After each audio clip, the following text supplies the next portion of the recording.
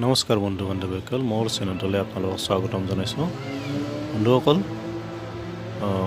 ইউটিউবত ৱাটচ টাইম বঢ়াবৰ বাবে আমি লাইভ ষ্ট্ৰীম কৰিব পাৰোঁ, কিন্তু লাইভ ষ্ট্ৰীম কৰিবৰ বাবে আমাৰ 1000 ছাবস্ক্ৰাইবাৰ হ'ব লাগিব। 1000 ছাবস্ক্ৰাইবাৰ হ'লেহে আমাৰ ইউটিউবৰ যিটো লাইভ ষ্ট্ৰীম আছে সেইটো খুলি দিয়ে।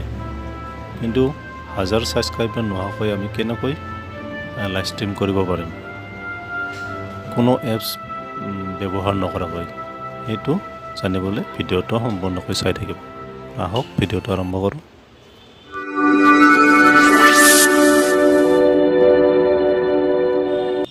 ক্ৰম ব্ৰাউজাৰটো অ'পেন কৰি ল'লোঁ।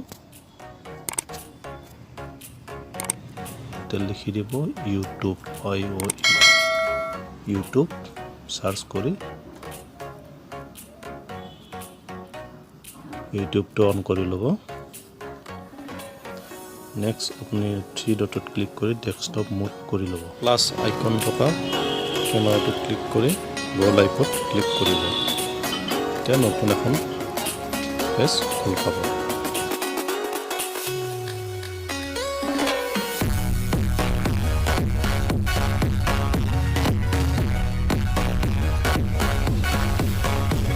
ইয়াতে আমি ক্ৰিয়েট টাইটেলত ক্লিক কৰি টাইটেলটো দিব লাগিব। লাইভ যি লিখে আপুনি, live stream, testing, live stream.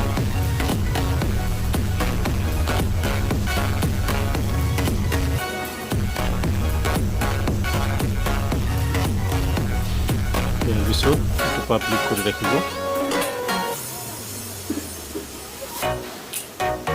মই এইটো প্ৰাইভেট কৰি ৰাখিলোঁ, কাৰণ মই এইটো পাব্লিক নকৰোঁ। এইটো টিউটৰিয়েলৰ কাৰণে বনোৱা হৈছে। নেক্সট আপুনি তলত অপশ্যন যাব আৰু ন কৰি ৰাখিব। এইটো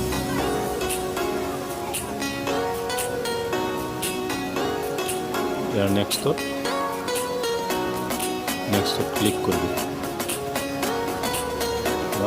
লাইভ ষ্ট্ৰীমটো আৰম্ভ হৈ যাব।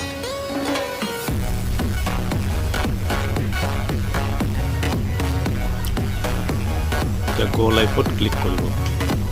আৰম্ভ হৈ গ'ল লাইভ ষ্ট্ৰীম। ইয়াতে কাষত আপোনাৰ মেছেজবিলাক চাব পাৰিব, কোনে কি দেখিছে,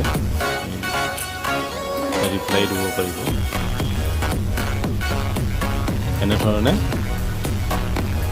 ষ্ট্ৰীম কৰা যায়। ইয়াতে কাটিব লগা হ'লে ইন ষ্ট্ৰীমত কাটি দিব। কাটি দি ইনটোত ক্লিক কৰি দিব, বন্ধ হৈ যাব লাইভ ষ্ট্ৰীমটো। প্ৰথমতে ফ্ৰেণ্ডছ, ভিডিঅ'টো ভাল পালে লাইক শ্বেয়াৰ কৰিব।